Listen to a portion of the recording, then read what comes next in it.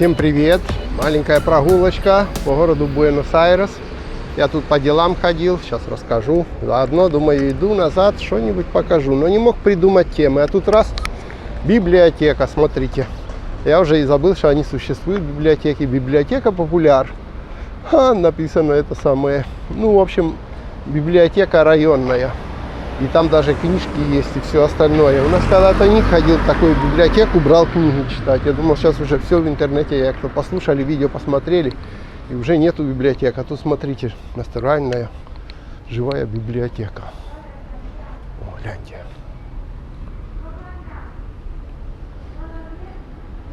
С книжками, совсем как положено. Бесплатные эти библиотеки.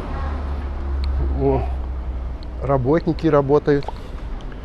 Вот, так что, оказывается, я уже про них забыл. В нашем районе тоже есть библиотека. Я когда был, поменьше, скажем так, в школу ходил, мы его вообще на всякие курсы побольше записывали, такие, английского языка, на плавание, на спорт, на то, на все, и в библиотеку. И вот он ходил, менял эти книги все время в библиотеке. А сейчас что-то я уже совсем призабыл о том, что они существуют. Я тут ходил по делам. Смотри, как все цветет в Буэнос-Айресе крутенько. Ну.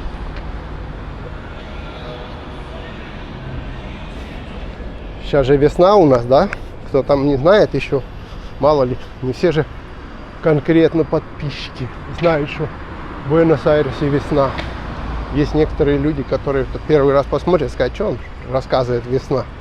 Кстати, если еще узнаем, какое сегодня число, чтобы совсем подразнить тех, кто не знает. Сейчас скажу. Сегодня, так, что у нас тут показывает? 13 октября, видите?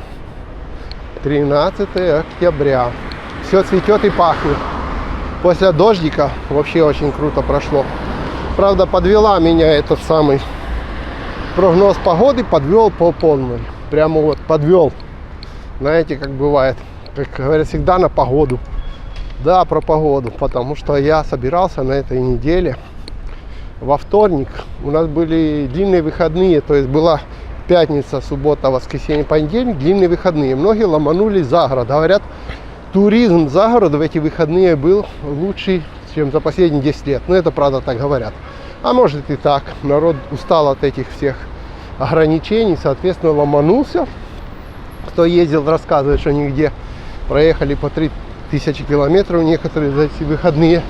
Говорили, нигде никаких контролей, то есть вот этих проверок не было, ни полиция нигде не проверяла, никаких ни справок никто не требовал. Ну, в общем, внутренний туризм был не огорчен. Не огорчен. Ну, какая машина крутая.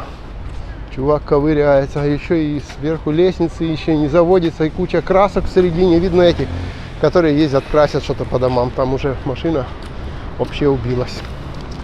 В кому упала. Как тот компьютер, что мне сегодня принесли.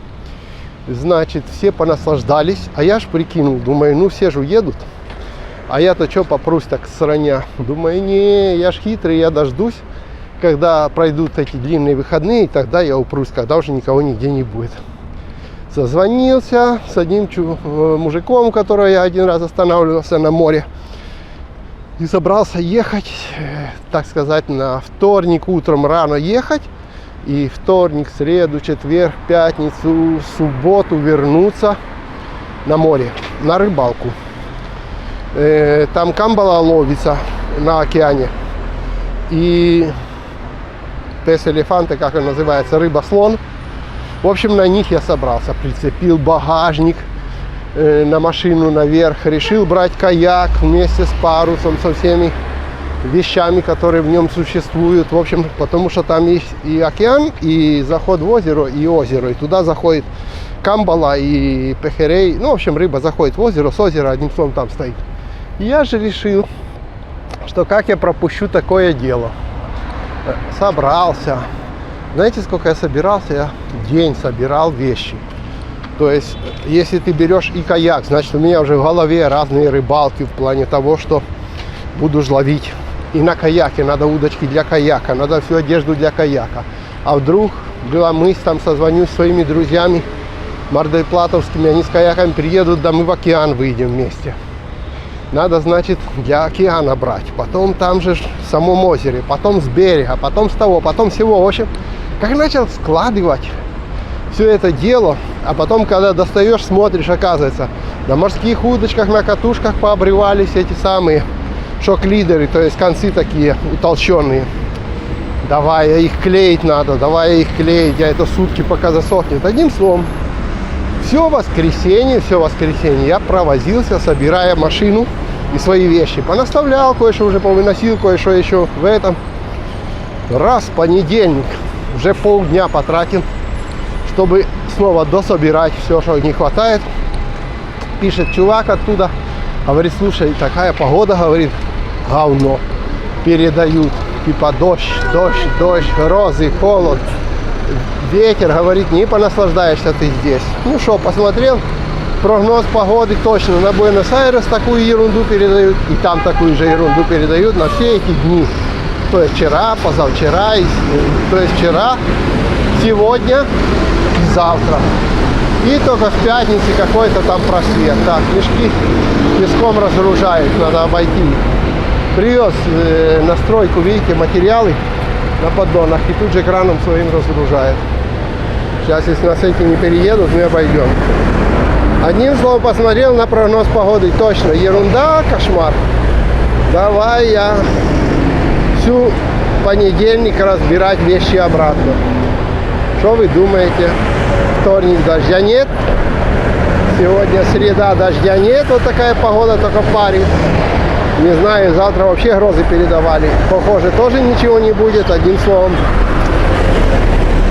не поехал, поверил этой погоде. А погода, как всегда, прогноз.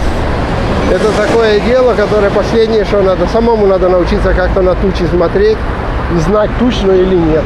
Ладно, потопаем. А то тут не дождешься этих ремонтников. Одним словом, пришлось остаться в городе. Решил заняться компьютерами, поремонтировать. И сейчас ходил, купил память для своего ноутбука. Вот. Буду увеличивать, потому что у меня ноутбук, в общем, предназначен для больших дел, для больших этих самых процессов, которые мощные. Мне надо увеличить память до 32. А когда купил, было 2 по 8 планки. И приходится менять обе, ставить 2 по 32. Вот планки купил 2 штуки. Дорого, но что поделаешь. Ладно, зато я эти планки свои 2 по 8 поставлю Нику в ноутбук, и у него будет 16. А то у него сейчас 2 по 4. Ну, а 2 по 4 посмотрим, куда денут. Одним словом, обновляемся. Вчера комп принесли на ремонт. Почему я и говорил, что как комп, который, как клиенту надо, ой, посмотрите на этого красавца. Ну, просто я не могу пропустить, не заснявший. Кому? У нас сюда? Ну, на тему, gracias. Так, он мне поцелуйчик послал.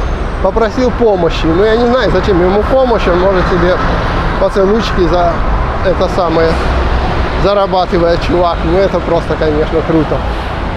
Редко их тут увидишь, но есть. Что есть, то есть. Показываем, стараемся все. Так, значит, принесли компьютер. Как всегда, когда вам отдают компьютер на ремонт, так как я внизу их принимаю, там не проверяю сразу, просто записываю со слов, как бы неполадок. Всегда перед этим звонили, говорили, ну там то, все, я, говорит, там немножко то поменял, немножко это, в общем, там перестал запускаться. Но он, говорит, запускается, просто не дает видеокартинки. Что значит не дает видеокартинки? И что значит запускается? Когда начал проверять, он только периодически на клавиатуре мигает и все. Дальше не запускается ни вентилятор, вообще ничего. В общем, разобрал я его по запчастям до самой последней штуки. Сгоревший, материнская плата сгоревшая полностью. Из-за чего сгоревшая? Из-за того, что сами ремонтировали. Вентилятор снимали, потом установили неправильно, перекос вентилятора, перегрев. Но не только это. От перегрева из-за перекоса вентилятора сгорел микропроцессор. А материнская плата сгорела из-за того, что неправильно втыкнули провода этого самого от блока питания, которые туда идут. Кое-какие не дошли, повылазили вверх, кое-какие были в коротком замыкании. В общем, после такого ремонта, значит, плату памяти спалили, материнскую плату спалили, микропроцессор спалили. И вдобавок достал жесткий диск, и у него здоровье только 80%, а 20% он просто исцарапанный, то есть у него убитые кластеры. То есть, в принципе, это называется в коме. Если менять, то там останется им только из того, что у них есть, останется только коробка и блок питания. Надо менять все остальное. И жесткий диск, и материнку, и тем более, что старые еще, то есть уже таких не найдешь, надо полностью уже, которые подходят друг к другу, ставить новые. Одним словом, есть некоторые ремонты, которые находятся просто в коме. Ходил, просто цены вам расскажу, чтобы понимали, к примеру, сколько чего стоит такое компьютерное. Ну вот, например, сегодняшних памятей. Плат памяти, который я купил для себя лично. Цены. Так, доллар на сегодня где-то, не знаю сколько, на руках где-то в обменниках 180, наверное, или 170 песо за $1. Это чтобы вы считали. Вот. Почему говорю на руках в обменниках, там, где живые доллары? Потому что неживые, которые нам объявляет правительство, но никто их не видел, кроме самого правительства, то те где-то по 95, по 100. Вот. Так как я беру мажористов, они по-любому, у этих оптовиков, они по-любому должны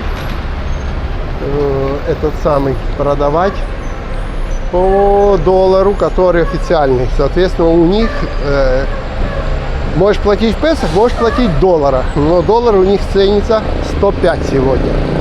То есть что получается? Это только надо быть совсем пришибленным, чтобы взять доллары, к примеру, и заплатить долларами. Конечно, доллары лучше продать по 170, где-нибудь обменять на каком-то обменном пункте, а потом пойти и купить за песы, чем просто им перечислить доллары по 95 как бы. Или по 105, извиняюсь. Ну, в общем, запутанная история. В песах.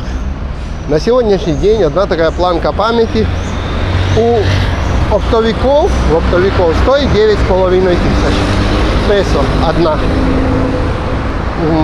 У нас есть сайт Mercado Libre называется, где все продают, все покупают, самые дешевые цены, как говорят, можно найти там.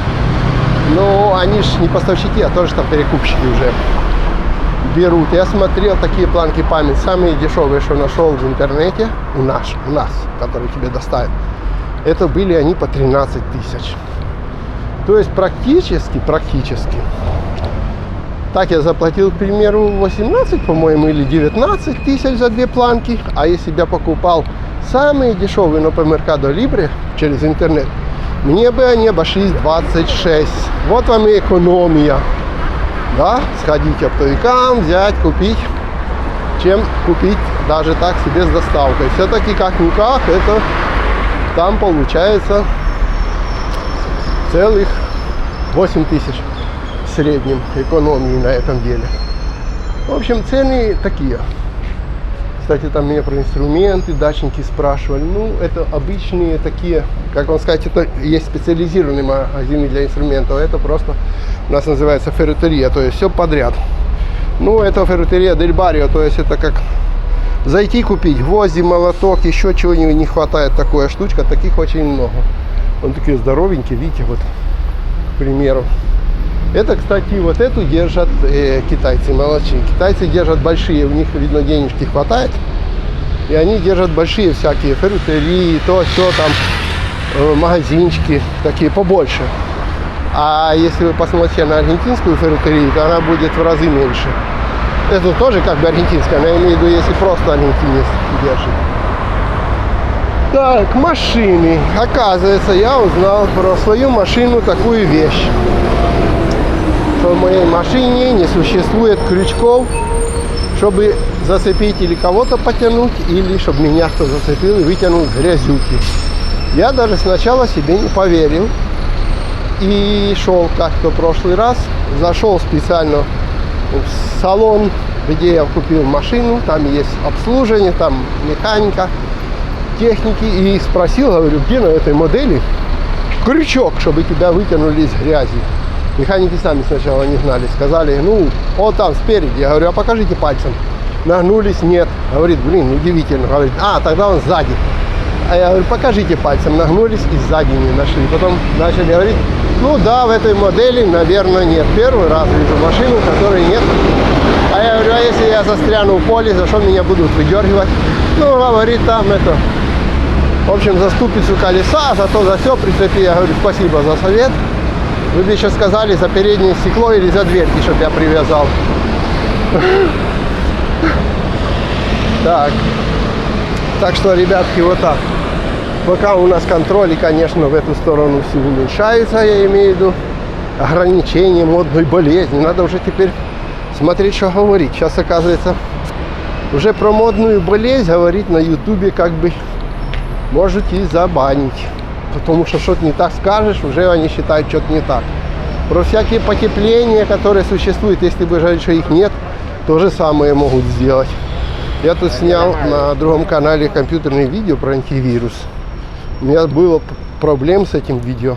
А это просто антивирус. Ну, не антивирус, программа я имею в виду, а не против болячки вирусной. Одним словом, я с ним пререкался, пока его не удалил YouTube.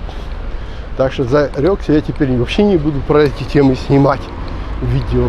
Потому что, прикидываете, да? Я так и не смог им доказать, что это разные вещи. Ну, с ними же не поспоришь. Решил, ладно, черт с вами. Что это же все-таки это антивирус, я имею в виду, для этого самого, для компьютера, для программчика. Ладно, не будем на эту тему.